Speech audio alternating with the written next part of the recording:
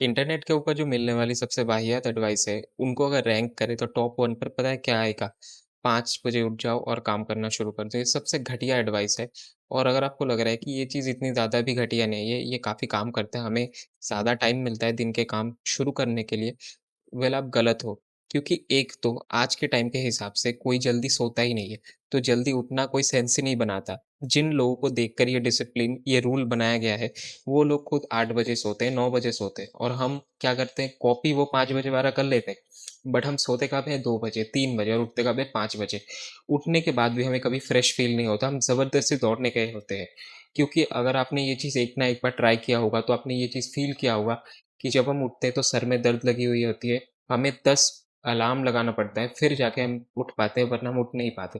तो यहाँ पे साफ-साफ ये बॉडी साइन दे रही है कि ये नेचुरल स्लीप टूट नहीं रही है। हम इसको ज़बरदस्ती तोड़ के फिर काम करने निकल रहे हैं या फिर जो भी करना है, दौड़ने जाना है या फिर पढ़ाई करना है, वो हम ज़बरदस्ती कर रहे हैं। बट ऐसे नहीं होना चाहिए, नींद नेचुरली खुलनी चाहिए। जो लोग इस टाइम पे उठ के इतने टाइम से डिसिप्लिन होके ये चीज़ कर पाते हैं, उनको आप देखोगे वो एक अलार्म से उठ जाते हैं या फिर कइयों को तो अलार्म की भी ज़रूरत नहीं है। उनकी स्लीप साइकिल ही उस तरीके से अलाइन है कि वो जब भी 5 बजते हैं, उनकी स्लीप टूट जाती है और उसके बाद नेचुरली टूटती है और वो फिर अपना वो काम कर लेते हैं।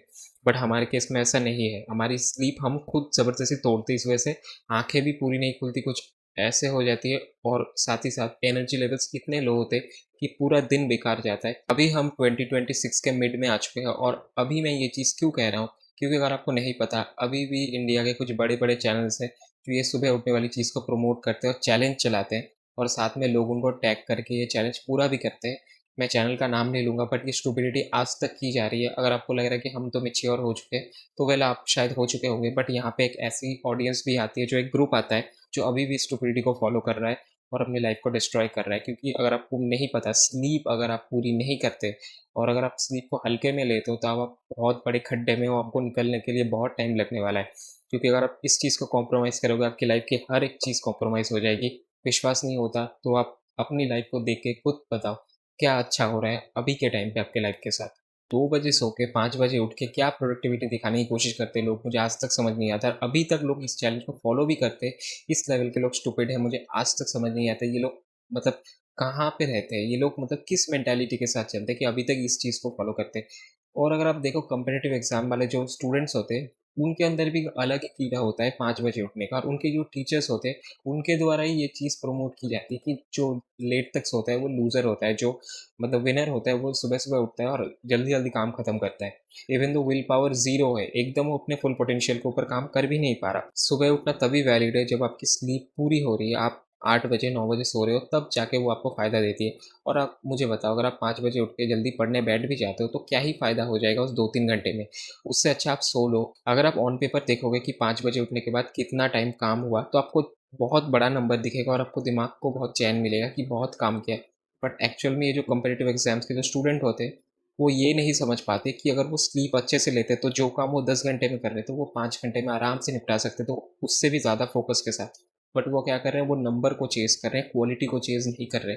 वो मैं पक्का बता सकता हूँ, कोई अगर 5 बजे उठ के अच्छा पढ़ाई कर लेता है, वो अगर स्लीप कंप्लीट करके पढ़ाई करने बैठे, वो काम बहुत कम समय में हो जाएगा। और जितनी भी बातें मैंने बताई, अगर आपको लग रहा है ये सारी चीज़ें बेकार है, ये इतना काम वाम नहीं करते, मैं फालतू का बोल रहा हूँ, एक चैलेंज लेके देखना, आप अपनी यूजुअल रूटीन तो जीते ही हो, साथ में आज रात एक बार बहुत लो एफर्ट वाली चीज़ है, करके देखना।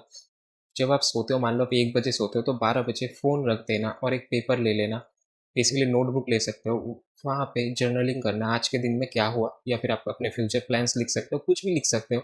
आप अपने फ़ेवरेट म्यूज़िक के लिरिक्स भी लिख सकते हो, बस लिखना है। बेसिकली एक स्लो बेस्ड टास्क से दिन को एंड करना है। बेसिकली आप बोर हो के आपको नींद आ जाए और हाई क्वालिटी नींद आए, आपको बिस्तर पे ओवरथिंक ना करना पड़े, इस वजह से ये टास्क करना है। आपको लग रहा होगा कि स्टुपिडिटी है, मैंने नहीं करनी, मत करो। कुछ 1% लोग ज़रूर आएँगे यहाँ पे, जो इस चीज़ को जेनुइनली फ़ॉलो करेंगे, उनको रिज़ल्ट भी मिलेगा और वो खुद शॉक हो जाएँगे कि इतना ज़्यादा फ़र्क कैसे आ सकता है जस्ट इस छोटी-सी चीज़ को करके।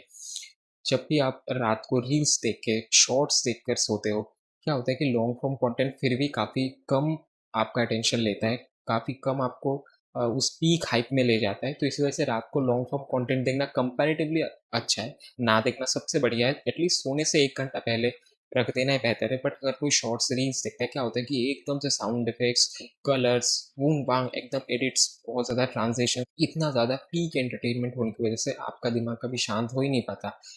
ये आप देख रहे हो कि सोने का टाइम आ गया है, पर आपका दिमाग को लग रहा है कि ये नहीं, अभी भी एनर्जी वाले काम करना, बहुत ज़्यादा मतलब फन चीज़ देखना अभी भी बाकी है, तो दिमाग कभी सो ही नहीं पाता है। रात को हमेशा स्लोली एंड करना चाहिए, और अगर आप ये चीज़ को फिक्स नहीं करते हो तो ओवर द टाइम अभी आपको लग रहा है कि क्या ही हो जाएगा। ऑलरेडी 2026 का मिड आ चुका है, अभी भी काफ़ी लोगों से जो उन्होंने गोल बनाए थे आधा भी नहीं फॉलो हो पाया, और आगे भी नहीं हो पाएगा, क्योंकि लोग सेम एक्टिविटी करके चेंज आशा करते हैं कि हम ना सेम लाइफ जिएंगे, बट चीज़ें चेंज होगी, मतलब सेम इनपुट के साथ अलग आउटपुट ऐसा पॉसिबल नहीं है। अगर आप कुछ चेंज खुद से नहीं ला रहे हो तो आप चेंज एक्सपेक्ट नहीं कर सकते।